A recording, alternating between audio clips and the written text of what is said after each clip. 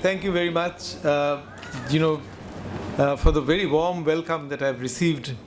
Can you hear me at the back? Is this volume all right? You can. Okay, good. It's wonderful to be here for all sorts of reasons. It's my very first time in Kerala, so that itself is a lifetime thing.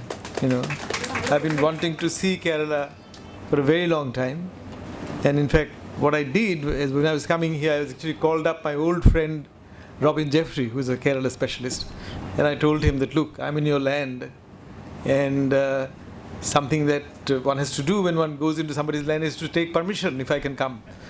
So Robin blessed me from Australia, saying, of course you can come. it's my land, and then he mentions things that I should look at while I'm here. But no, Kerala is of course connected to my youth. We used to be once very proud that only Bengalis and Malayalis were leftists and communists at the same time. That was a matter of connection. Chemin was very badly translated into Bengali, but I did it. Namojipad's history we read, Gopalan's biographies we read. So we grew up on a certain Kerala diet as part of the left culture in Bengal. But also the other connection is that Sanal mentioned this article with which I started my work on climate change that I published in 2009 in English. In English it was called The Climate of History 4 Thesis. And it was my first collection of thoughts about what I'm going to talk about today. So before it got published in English, I wrote it in Bangla for a Bengali magazine called Baromash. And it sank without a trace. Gautam Bhadro and all my Bengali friends said, yeah, it's interesting, we don't think like this, and nobody bothered about it. When it got published in English, it attracted a lot of attention. And this journal, Critical Inquiry, where it was published, it is still one of the most downloaded or cited or whatever articles in the history of the journal. But Bengalis didn't want to look at it. The only Indian language into which it was translated, and clearly none of you know about this, was Malayalam. There's some journal in Kerala that wrote to me saying we want to translate this article. And that's another connection. Though, it's the only Indian, only group of intellectuals who then expressed an interest in what I wrote. The reason why I got interested in climate change was because I did my PhD in Australia. And I grew up in Calcutta, and Calcutta looks nothing like what I have seen. And basically Calcutta was, by the time I was growing up in Calcutta, all the ponds were getting filled up, sometimes illegally. The river, the Hooghly, was extremely polluted. We used to go to the Strand for walks, and eventually it got so infested with criminals that you didn't go in the evenings. So the only nature we came to love was on film screens and in novels by Bengali novelists Bibhutibhushan Bandyopadhyay and others. So you grew up with a certain distance from nature. And then when I went to Australia, I did my PhD in this capital city, Canberra, which most Australians hate to love or love to hate. But I came to love it mainly because I discovered it was just full of, it doesn't have many people, and it was full of Australian nature, beautiful nature spots. I could go on hikes at lunchtime, and I fell in love with the city. And then in 2003, a devastating fire destroyed a lot of Canberra. About 300 houses were destroyed. Some people were killed in that fire. And for me, very sadly, all the nature spots I used to love got burned down, including the animals. The national parks were completely destroyed. And I don't know if you've seen the Hollywood movie Mad Max, but if you've seen it, those nature spots looks like scenes out of Mad Max, completely burned, deserted. So I was very sad. And there was a drought going on in Australia. The grass was all yellow. There were all restrictions on water use. So I asked my Australian historian friends, what's going on? Why did you have these kind of fires?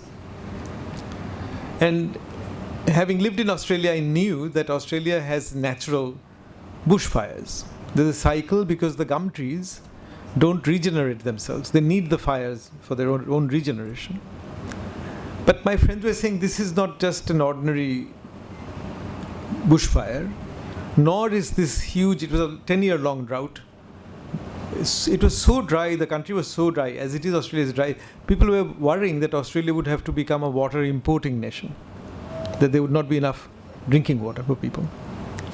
So they were saying, no, this has to do with climate change. And I had never heard of climate change until then. So I began to read up, and I was completely, as a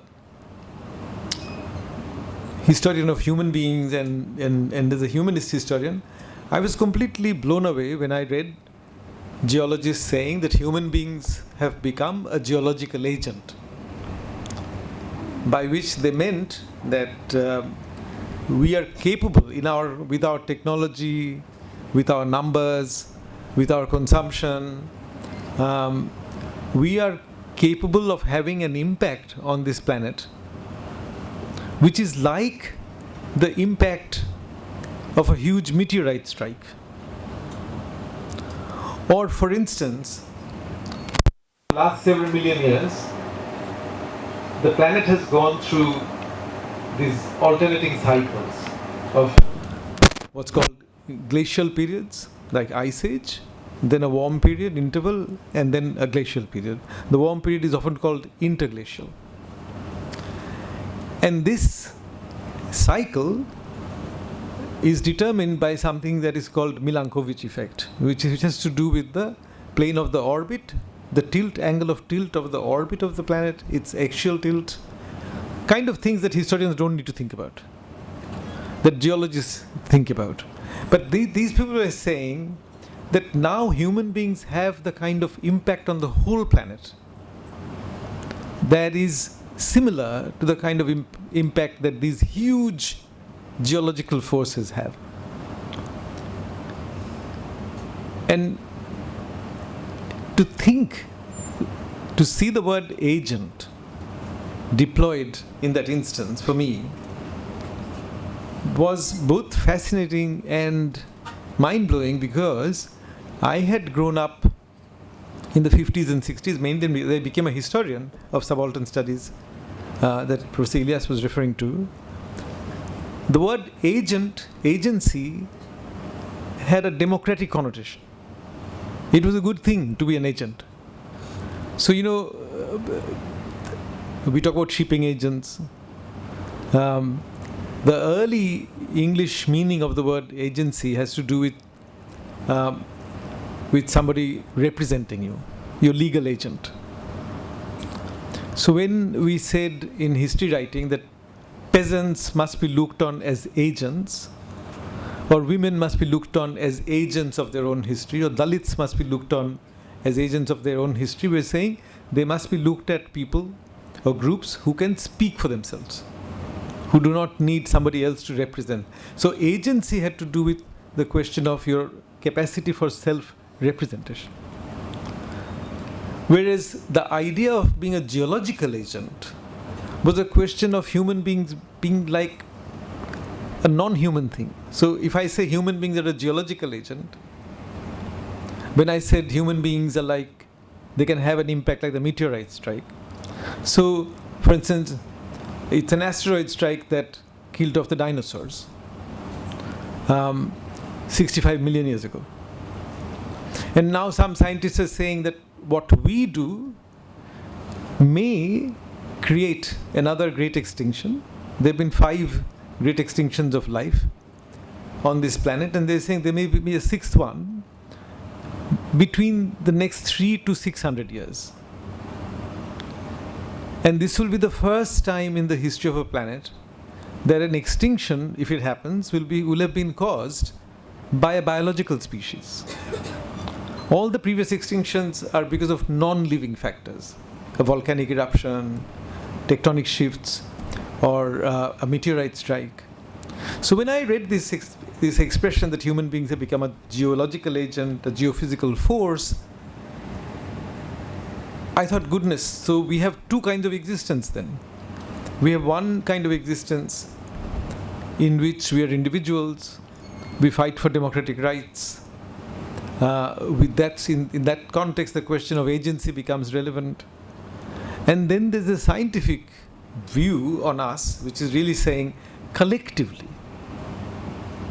we have become a geological agent capable of changing the climatic system of the whole planet, not just regional. So human beings have often changed regional climate because of things we have done, but they're saying not just regional climate, but the climate system of the whole planet. So for the last 10 years, I've been working on this problem as a historian, as a kind of thinker about human history, about its implications for human history. And so I got very fascinated by this idea that human beings actually exist in two different ways. One is the kind of mode of existence you and I know, my autobiography, my feeling about who I am, my anger, my sense of being wronged, the question of justice in my life, the gender questions of sexuality, race, all of those things that bother us, that concern us. The other is this question of what we are doing to the planet. And in that context, gradually it becomes clear to me that what has been happening in the last decade or so is that a certain kind of what I call as geological consciousness is slowly creeping into the minds of even newspaper readers. So if a Hegel were present today and he was looking at the world, he would have said, human consciousness is changing. The way human beings look on themselves is changing, because human beings traditionally never looked on themselves in terms of geological timescales, intergenerational timescales. A grandfather might be thinking about what happened to their grandchildren, or you might be thinking about what your grandparents did. But the human beings normally live between this intergenerational time and their own lifetime. At the most, we have mythical times. So if you read about Keralotpatti, you would read about the myth of Parashuram. But that's a kind of mythical time, which is also the other sense of ancientness, of hallowed sense of time that human beings have. But human beings never place themselves in a geological context, because the geological world, when I was driving from Cochin, being driven, I was not driving, I was being driven to Kottayam, and it got hilly, and my colleague Aditi said it's quite hilly, of course. But the hilliness of the land is because of what happened in its geological history. What kind of stones you have, what kind of rock formation you have, that's all part of the geology of this part of the peninsula. But normally we don't think about it. We see the hill as given, then we decide what kind of a house should we build on it. What should its drainage be? How would we deal with hilly rivers? What kind of cultivation can you do on hills? Those are what humans think about. So, the famous philosopher Wittgenstein, in his book On Certainty, has this very interesting passage where he says, when you look at a house that humans have built, you often ask, how old is it? It's a standard question. I came in and I asked my colleagues here, so how old is MG University? We never ask, as a matter of everyday conversation, how old is this mountain? Because the mountain or the hill is something we take for given. So the geological history is something that only geologists think about. So often what we think of as a landscape, often what we think of as simply beautiful, may actually have resulted from a catastrophic event in geological history. So if you read any travel guides, I'm sure it is as true of Kerala as it of Spain or some other place, Most places that actually are close to the sea, your travel guides will say, these are the beautiful beaches to visit. But your travel guide would never ask you, how did the beach come to be? Because that's geological history. So, as humans, when we bring geological time into our experience, we convert geology into landscape. And landscape is something we take as given. So once I was, a couple of young people, one an anthropologist, both women, and the other person a geologist, invited me to visit a small college in the state of Maine at a place called Bar Harbor in America, beautiful place. And their name was Netta and Sarah.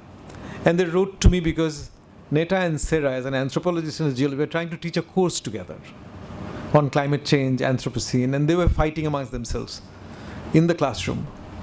Because Netta, as a geologist, would say, what happened in geological history is this. And the anthropologist said, what do you mean is this? Do you believe in facts? And they were always fighting. So they called me in, and it's a very interesting undergraduate college. Everybody gets a degree in environmental science. There's no other degrees. So if you went to this College of the Atlantic in Maine, have 300 students, you could do science, you could do humanities, but your degree would be in environmental studies. So I went and actually worked with them. But Sarah, the geologist, was a landscape geologist. He took me, I wish I could show you the video, I kept a video of it. And she took me on a tour of a national park, which is just behind the university, at the college. And we stood in a beautiful beach, and I was standing on a rock, like often you get rocks in beaches. And Sarah looked at me and said, Dipesh, what was between your feet and those rocks was taken away 12,000 years ago when the ice age ended and the ice receded from this part of the land. In other words, what would have been there if I was standing on those rocks 10,000 or 12,000 years ago? Between my feet and the rocks there would have been soil. The rock would not have been bare, but it would have been covered in ice. So 10,000 years ago, 12,000 years ago, they say 11,700 years ago, when the world warmed up and we entered the phase when human beings could actually invent agriculture, build cities, and then build mega cities. It's all happened in recent history. The sea level that we mostly encounter, that level was stabilized more or less 6,000 years ago. So all the major rivers on the world, the Ganges, the Amazon, all those deltas were stabilized 6,000 years ago. In geological history, it's nothing.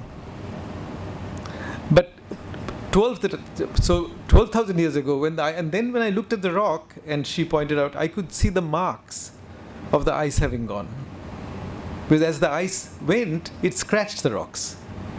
Because it's a huge weight moving, because the temperature was warming and ice was melting. Right? And suddenly, I realized that if I had the eyes of a geologist, I would not have seen simply a landscape. I would not have seen simply beauty. I would have seen a geological cataclysm. I would have seen how restless this planet is, how it changes, how fast it changes. But the fast change of this planet is very slow in human terms. Or it used to be. Climate change can again make us encounter the fast change. So when I said that a certain kind of geological consciousness is entering human minds, our minds, every day without our being aware of it, the easiest example I can give is the distinction that we make now in everyday life between renewable and non-renewable sources of energy. So, I was very impressed with the airport in Kochi. So the first time we met my colleagues, I said the airport looks very flashy and new, and people proudly said, it's powered by the sun. It's probably the world's first solar-powered airport, which is something rightly to be proud of. But you can see that underneath that conversation is the distinction between renewable and non-renewable fuels. So when we think of fossil fuel that comes out of fossil coal, petroleum, we think of them as non-renewable. But fossil fuels would be perfectly renewable if you could live for 200 million years, the earth will make them again. So when we say they're non-renewable, what we are doing is they're saying they're non-renewable in human timescales, not on the timescale of the planet. But in making the distinction between non-renewable fuel, sources of energy, and renewable sources of energy, we are actually bringing the sense of geological time and the sense of human time together. Right? And that, I think, that kind of awareness will increase over time, given the nature of the crisis. Another everyday example I see, and sometimes I use it in classrooms, I go and ask people, so have you heard there's excess carbon dioxide in the atmosphere? And I'm sure many of you have heard this expression that there's excess carbon dioxide. Yeah, we've heard this. Too much carbon dioxide. So then I ask them, so if it is in excess, what is that in relationship to which it is in excess? And then they scratch their head and say, we don't know about that. So it's like when the Bhopal gas disaster happened, the name of the chemical name of the poison was on everybody's lips. Nobody knew what formula it was. So similarly, the excess carbon dioxide, but we don't know why we say excess. If you think about it, you will find out that this word excess expresses a human anxiety based in human time, in respect of planetary time.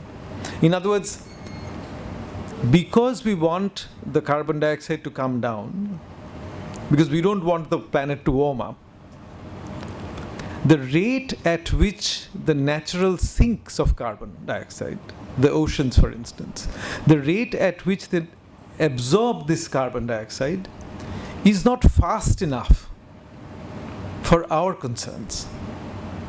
If there were no human beings here, then the planet would take its own time and actually get rid of the excess carbon. This is something called the carbon cycle. Right? So actually, this planet warmed up by about 8 degrees Celsius, 8 to 10 degrees Celsius, about 55 million years ago.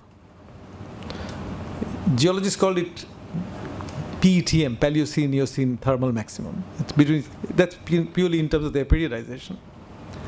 That rise in temperature, the average rise of 8 to 10 degrees in the surface temperature of the planet, happened over 10,000 years. How do they know it? They know it from signs of extinction, signs of animal migration, plant migration. So when the temperature goes up, everybody migrates, not just humans. Animals migrate, insects migrate, bacteria migrate, because we all have certain conditions, certain kind of temperature zones within which we can live and flourish. But now the increase is much faster because we are talking about hundreds of years. That increase took 10,000 years. But eventually the planet took care of it. So that's why people talk about a carbon cycle, like almost a million-year carbon cycle. But when we say there's excess carbon dioxide, what we mean is that the planet will not take care of this problem as fast as we would like it to take care. So that's why there are all kinds of interesting discussions, not just discussions, actually experiment. Bill Gates Foundation has given money to a physicist in Harvard called David Keith to geoengineer the planet. There are many plans for actually human beings taking charge of this planet. And this large-scale planetary engineering is now being called geoengineering, just as there's something called molecular engineering, molecular biology.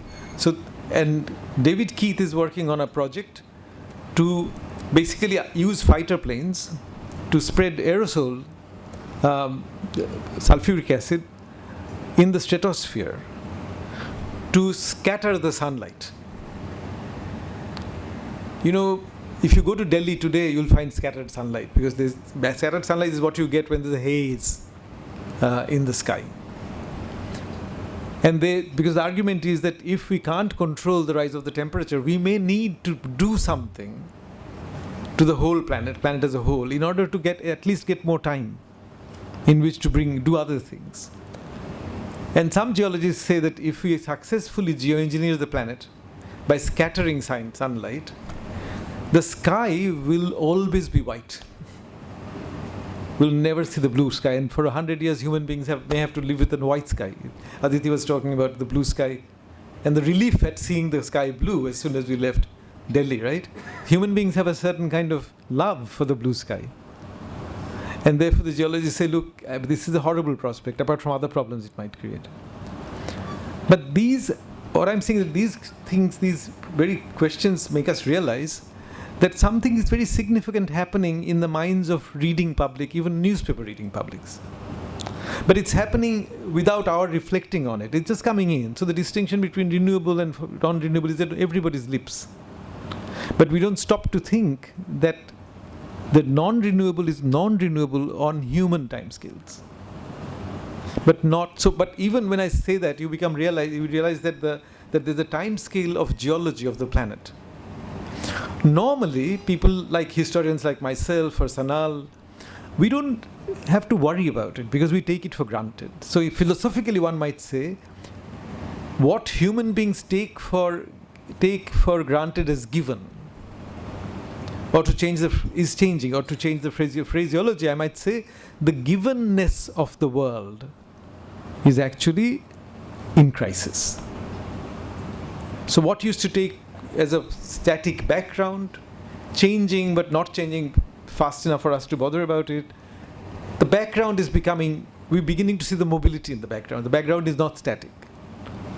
And the more you read the geologist and the biologist to understand the nature of the crisis, the more you will see that what looks beautiful as a landscape are often results of cataclysmic changes in geological history.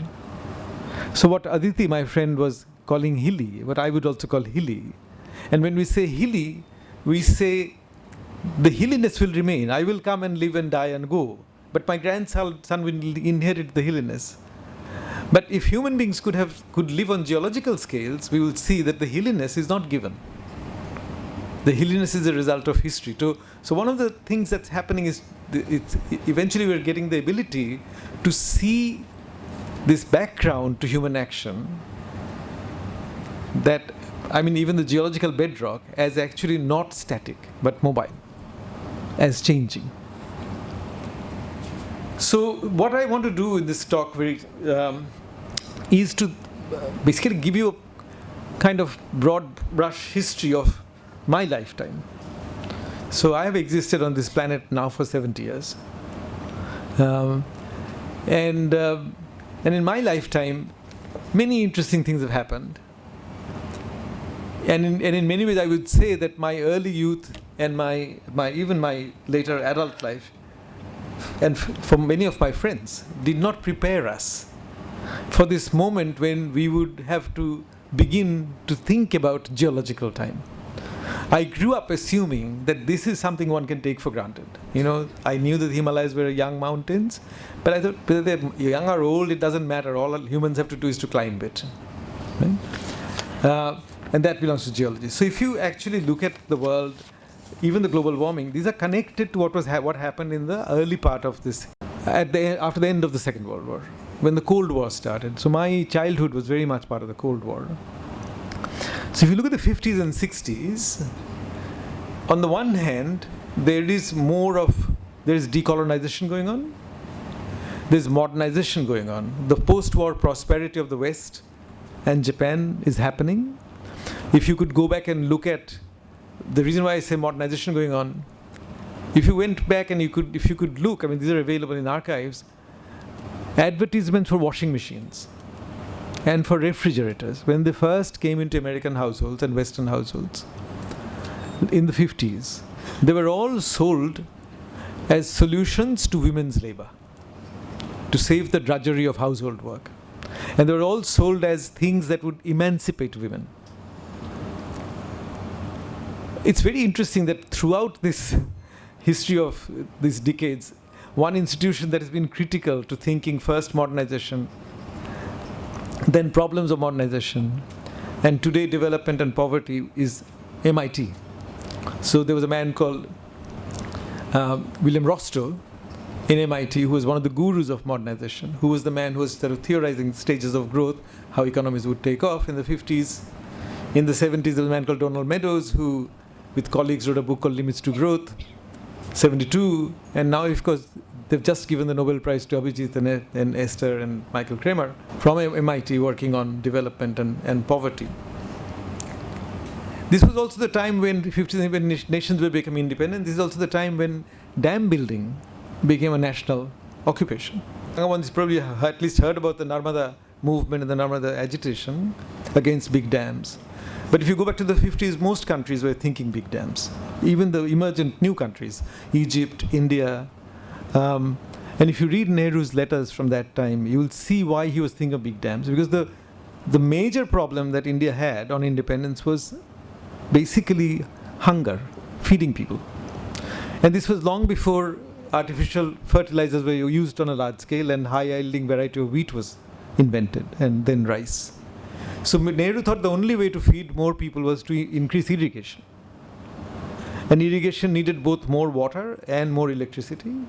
And therefore he thought dams were a solution. But he was also copying American models, as you know. Or the Soviet Union was another modernizer. So you had modernization, you had democratization. And this you had decolonization, and decolonization was resulting in democratization. So you can actually look at, if you look at the 60s, 70s, globally, you will see marginalized people making demands for recognition, for more rights, for equality. So if you look at indigenous people's movements, they all peak in the 60s. Frantz Fanon writes his great book, The Wretched of the Earth, early 60s, which was being read through the world. If you look at migration, the white countries open up their doors to skilled migration in the 60s. I mean, the migration of working people, of course, from India began in the 19th century when slavery ended, right? So that's a long history. If you then look at 60s, also new universities were set up throughout the West. Today I was interested to hear that there are 900 universities now. When India became independent, we had 17. This expansion of education has also to do with democratization. Today, actually, the two students with whom I came, one of them was asking me, what did I think of caste problems and Dalit students and their access to education. So all this was happening. I mean, I'm not saying this was perfect, but all this was happening. United Nations was set up. The other thing, and then by the 70s, you had the second wave of feminism. From 1975 was declared as a women's year. Then, the question of gay sexuality, alternative sexualities. So if you look at the world, democratic rights have expanded. Decolonization has been accepted. At the same time, what was happening also, something that we didn't used to hear about in the social science humanities, the atmosphere became an object of interest to Soviet Union and the United States. And there were two reasons for it. One was, of course, the nuclear fallout, because both countries were interested in knowing what was the result of nuclear fallout. The other reason was that from the Second World War, these powerful countries were thinking how to develop technologies that would weaponize the atmosphere, make the atmosphere itself into a weapon of war. What does it mean? It means asking the question, can I cause floods in my enemy's territory? Can I cause crop failure in my enemy's territory? Can I cause a drought in my enemy's territory? So the President of the United States used to be advised by the scientists every year on the state of the atmosphere of the world, of the planet. And the second reason they were interested in atmosphere, stratosphere, and what lay beyond was space. Because the space competition had begun. From that came something that is totally connected to today's climate science. So this result in the atmosphere, this interest in the atmosphere resulted in a particular person who was interested in keeping records of the temperature of the planet in Hawaii. He got funding from the American government for experiments he was doing on his own, because he was registering a rise in temperature. And therefore, eventually, when the satellites came, now there are sensors all over the world in the oceans measuring temperature to see. That's how you get all those curves and things about rising temperatures. In 1957, Roger Revell, a scientist, told the president in one of these meetings, and that actually was published as a paper, where he said, human beings are carrying out a grand experiment because they are spending very quickly. These fossil fuels that has taken the planet hundreds of millions of years to build. So it was like, the planet, if you could consider the planet your ancestors, they'd left you a big bank account, and you're suddenly drawing it down in order to facilitate growth, facilitate human flourishing. So on one hand, we are coming into a world that could sustain more people. So if you look at population growth, population was growing because we could take care of epidemics, we could take care of other diseases, and because we could feed people more.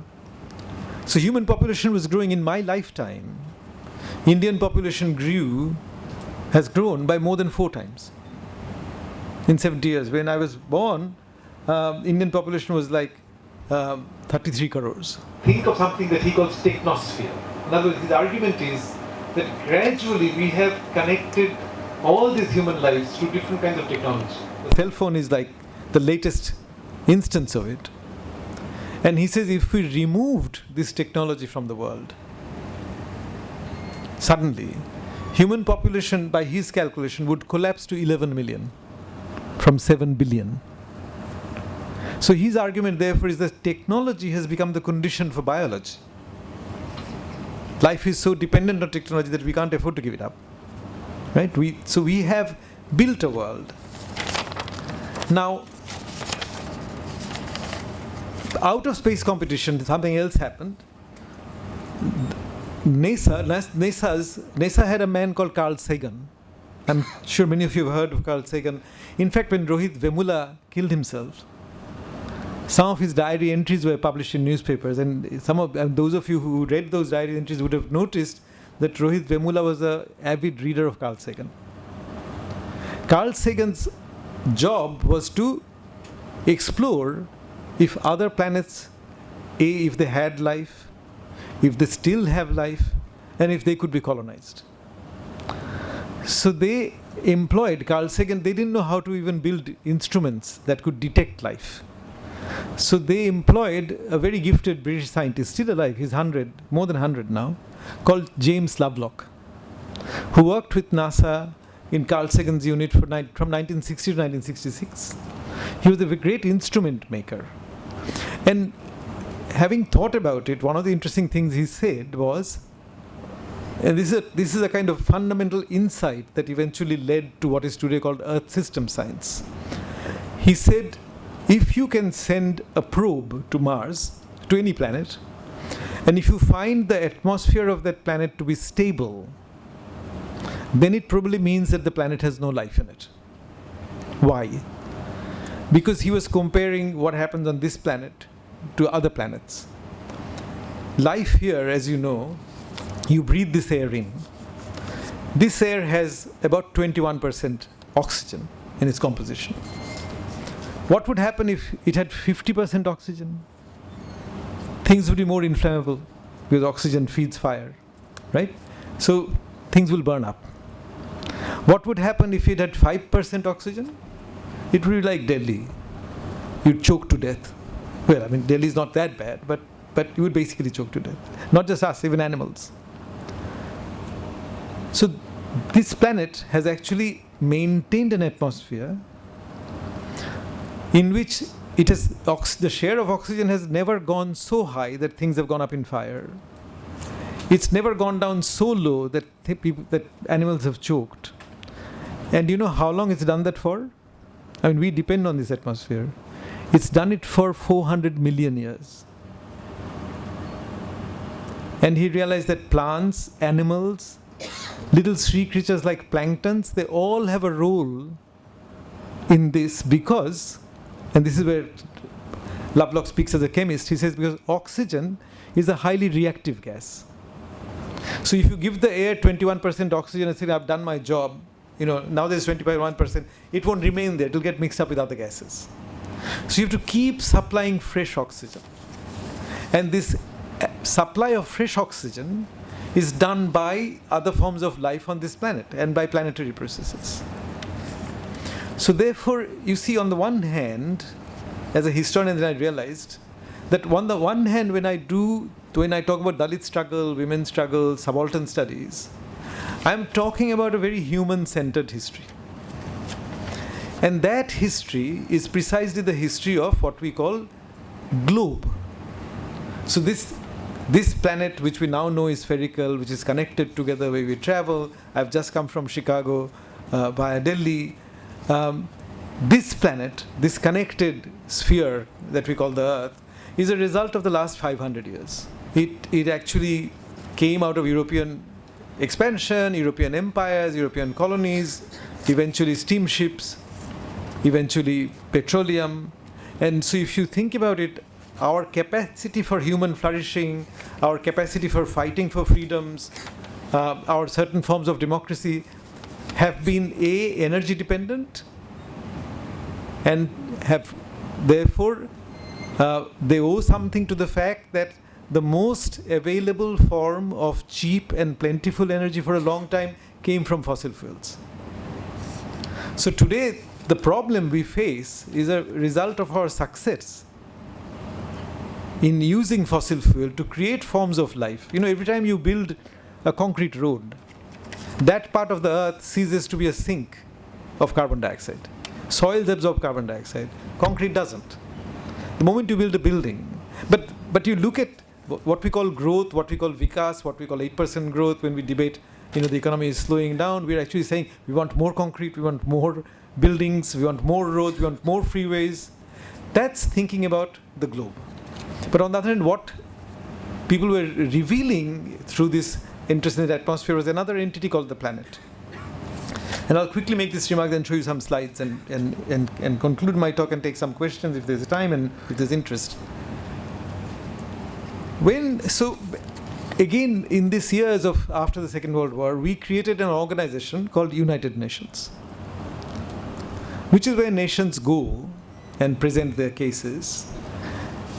United Nations was an organization set up to deal with what I call global problems, not planetary problems. In other words, the United Nations was set up to deal with problems that we could address, assuming, in Wittgenstein's terms, that we didn't have to ask questions about rivers and mountains and hills and tectonic plates, or even the fact that today human beings are the most important earth-moving agent in the planet. Worms move earth around. Most creatures, animals can move some earth around. Today, human beings, because of our technology, move more earth around than all the rivers of the world taken together. That's our capacity. But when the United Nations was set up, we celebrated all this. When I was a child in a school in Calcutta, we all had to read an essay in Bangla, which was called Manusher Joy Jatra. Manush is human beings. Joy Jatra, is our, what would you call it? Journey of conquest, basically. Joy Jatra, We were conquering forces of nature. So we did not think of these planetary things, but there was a very interesting implication there for time. Because the world was taken as given, we thought that all the conflicts that the United Nations would look at, the United Nations and we humans would have infinite time at our disposal for solving these problems. So you can think of the future of Palestinians in Israel. You can think of the future of Kashmir, which is at least divided between two countries. All these problems that we know are actually hotspots of human conflict. We also think that we have lots of time. Like even if you thought like the government of India today, you would think, okay, some Kashmiris may be disaffected today. But in 100 years' time, we'll solve this problem. The way we talk about Naga rebellion. Nagas didn't want to be part of the Indian Union. They were forced to become part of the Union. Then they fought a war of rebellion. And now, there's on YouTube, you can actually listen to Shekhar Gupta saying how the IB worked carefully, intelligently, so that the Nagas are integrated. So if you think like a politician, you will say, okay, it's a problem today, but we can be there for 100 years. So there's an open calendar. So the first planetary problem that came into our cognition was the ozone crisis. People discovered that the ozone layer was thinning, and that the ozone layer was actually a protective shell. Without the ozone layer, we might get more cancer, and all kinds of problems could happen. But what I'm saying to you is that because we did not think in planetary terms, we took a global approach to fixing a problem that was actually about the planet, not just about humans. The United Nations, so when we say global, we are telling a human-centric story. When we say the planet, we are actually looking at humans from a different perspective. But what did we do? We were very lucky that we find a technology to at least address the ozone problem. And the meeting that was convened for that is, and what they produced is called the Montreal Protocol, 1984, 85, around then. 1988 was the year when a scientist from NASA, same organization where James Lovelock belonged, went to the US Congress and said this planet is heating up. And this was a man called James Hansen who used to study Venus. So the study of Mars, the study of Venus, questions like why Venus is so hot and Mars is so cold, were then directing people to this planet. And because scientists were realizing that Mars had become so hot because Mars had planetary warming, they were asking, is this what's going to happen to this planet because of human beings? So this man, James Hansen, addressed the US Congress in 1988, saying there's greenhouse effect. And when the president is supposed to have said that I will fight the greenhouse effect with the White House effect, meaning doing it, I won't do anything. And it's very interesting. And we post-colonial intellectuals, we did not think about these problems. So the worlds were different. 1988, when James Hansen was making this presentation, was the same year, if not just the year before, when my good friend Homi Bhabha, Stuart Hall, now dead, the Caribbean intellectual in England, and Isaac Julian, who made a film on Frantz Fanon, came together to create what you might think was one of the first post-colonial conferences in England on, the title was taken from Frantz Fanon's book called The Fact of Blackness. So post-colonials were completely, not their fault, but they were blind to what the scientists were seeing. But this blindness you can't afford today. So what happened was in 1983, developing on the cue that James Lovelock's and other people's work had given, that the planet does things to keep this planet habitable, built an interdisciplinary science called Earth System Science. And a lot of the discussion today on climate change and its implications comes from Earth System Science people.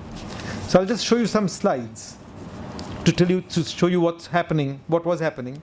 So this Earth System Science, working with an American environmental historian called John McNeill, came up with the thesis that is now known for people who read this literature as the Great Acceleration Thesis. And it will show you how, thanks to more access to fossil fuels, energy, humans flourished, and what happened to the world. So I don't know if you can see it. So this is a snapshot picture of world history and what humans are doing, or have been doing. So from 1950, so you might say that, look, there are a lot of poor people. We have been flourishing. We've done very well. This is broken down, the same figures for nation. And the blue curves are broadly how the planet has responded to what we did. Now this we, of course, is differentiated. We can come to it. But look at this. So this is, I'm just again reading out the titles. Carbon dioxide, nitrous oxide, methane, emissions of. Stratospheric ozone depletion. Surface temperature, ocean acidification. Ocean acidification is very interesting. You know, when the oceans get more carbon dioxide, basically the pH changes. The ocean becomes acidic. If the ocean becomes more acidic, then little creatures that form shells, they can't form shells because they're mostly made of calcium. The acid dissolves them. So if they die off, then the big creatures who feed on them die off. So it affects the food chain. And eventually it affects us. Ocean acidification, marine fish capture, shrimp aquaculture, nitrogen to coastal zone, tropical forest loss, domesticated land, terrestrial biosphere degradation. So one interesting thing is that vertical line. It's all since 1950. So it's really in my lifetime. So if in my lifetime we have moved from a mood of celebrating the global within which you talk about democracy, democratization, rights, in other words, human flourishing. The global produces questions of justice, and absolutely right question. So when this news broke, the immediate instinct was precisely to think through the global about the planetary. So the UN set up the IPCC, the Intergovernmental Panel on Climate Change, in 1988. 1989 was, I think, 1990 was the Rio Conference. And it was in the Rio Conference that two Indian activists, one of them unfortunately dead now, Anil Agarwal, and Sunita Narayan, who set up the Center for Science and Environment in Delhi, they produced a very important pamphlet, which was called Global Warming, a Case of Environmental Colonialism, something like that. Because their argument was, which is totally right, that all these emissions are actually done by a small number of nations, mostly rich nations, and mostly the rich people. So their argument was that basically there's a question of justice in it. So, and that question is a very fundamental question. I'll mention it, we can take it up in discussion, how do we think about it. But just wanted to, so some scientists have produced this curve, this graphic representation of the overall situation. Wherever you see a red color, that's where we have already, so they call it the planetary boundaries. And they say that this is where, like genetic diversity is in crisis. Biochemical flows, nitrogen, phosphorus, these are in crisis. And the planetary processes are system science, which looks on this planet as a connected operation. So they show that things recover on different time scales. So if you destroy the soil takes 10 to 15,000 years to recover. But if you create a crisis of biodiversity, at the moment, in the vertebrate population, just taking things that have a vertebral column, and you look at their biomass, 95% of the biomass of vertebrate population is accounted for by humans and the animals we farm and keep. Only 5% is wild animals. At the moment, the most populous bird on the planet, 21 billion, 3 per head for us, is broiler chicken. The next most populous bird, I forget the name, which is naturally populous, is 1.5 billion. So we are treating the planet like it's there for us. But the very story of the atmosphere tells us that while the planet produces an atmosphere which is absolutely critical to our life, the atmosphere has been produced for 400 million years, so it was not built with us in mind. Right? But then humans have come along in the last 200 years, have assumed somehow all this is for us. I mean, there were religions that preached that. But we didn't practice it on such a large scale. And let me just so this is what I'll end by saying, where we have problems now. This was Canberra fires. Sorry, the slides were not meant for this talk, so I'm just going through them. Oh, this I'll show you though. I was teaching some of this stuff to a class of mine, and these are two statements for two students of mine. One statement sent to me, they said, Dipesh, we have to develop skills for bearing witness to the Anthropocene. So the question is, how do you actually, as a human being, how do you bear witness to what's happening, what we're doing? And the second, and the student from Bangladesh said, we need to develop the skills to see the planet in the world. In other words, make Wittgenstein's question our question. Ask questions about how old is the mountain, what's going to happen to it.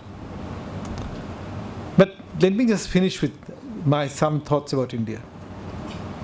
So, as you know, if you look at Nehru's autobiography, you will find Nehru says the major Indian languages in India are about 14 or 15. But if you look at the history of recognition of major Indian languages, it's always been going up. More languages than demand. Even the politics of which language do you consider classical languages. it's an open politics. People break their heads about, whether their language will be considered classical. But in many ways, we developed a very linguistic form of nationalism, which in many ways has served us well, given us regional pride. I'm as proud of Bengali as you are probably, proud Malayalis, and that's a good thing, or Orias. But it almost made us forget that we also share ecologies. So in many ways, that this kind of a national, cultural-based thinking has often made us forget that actually the river doesn't belong to any one state. Sometimes they don't even belong to any one nation state. So the glaciers in the Himalayas produce many rivers. These glaciers actually feed the river systems of 7 countries, from Pakistan to Vietnam. These countries don't have any agreements between them on how to use the rivers, because they all individually think that the rivers are national. And if a war comes, how will I screw up the war strategies of my neighbor by controlling the rivers? But when the glaciers are melting, as we know they are, this is going to produce a problem both for the climate of the whole planet as well as for the region. So minimally, you could think that we need to imagine these regions differently. And we probably need to create a regional authority that will maintain the glaciers in good health, in the interest of all 7 nations at least. But that would mean having to reject the proposition that the rivers and the glaciers belong individually to the nations where they are situated. So in many respects, let me finish by saying this then, that if you only think the global, which centers on the humans and what they've done for the last 500 years, you will do so today at your own peril. Because what has become visible to us is that the planet is alive and it does many things on which we depend critically. Whereas our political imagination is still one that is wedded to nations, United Nations, and this assumption that humans have all the time in the world to fix their problems. So what happens is very interesting. So because we've decided to deal with climate change, a planetary problem, through a global institution like the United Nations, every scientific proposition gets politically negotiated. So if the scientists come and say, okay, don't go beyond 1.5%. And this is what actually happened. Then the political people said, no, 1.5% is not right, because we want more industries. It should be 2%, 2 degrees Celsius. So the 2 degrees Celsius is actually politically negotiated.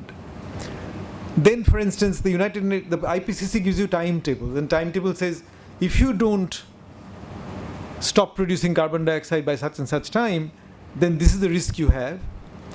But we then negotiate to find more time. So there's a kind of debate between what is planetary time and what is national developmental time. And the Paris Climate Deal, these are negotiations, climate justice, they're all about extracting from the planet more developmental time for the nations. But in between, when you place humans there, you can see that we are being invited to look on humans from 2 different perspectives. One which is human-centric, about our welfare alone, and another that looks on humanity what it is, which is we are a minority form of life. The bulk of life, by weight and numbers on the planet, is microbial. There are billions of microbes inside each of these bodies, mine and others. And they're very critical to how you feel, all kinds of things. So, as a historian, I feel that there is this new consciousness, and we are beginning to think of humans from these 2 different perspectives. Right? The globe and the planet as 2 different perspectival entities. Okay, I'll end there. And if there's time, I'm happy to answer questions, but it's up to the organizers to decide if there's time for Q&A. Okay, thank you very, very much.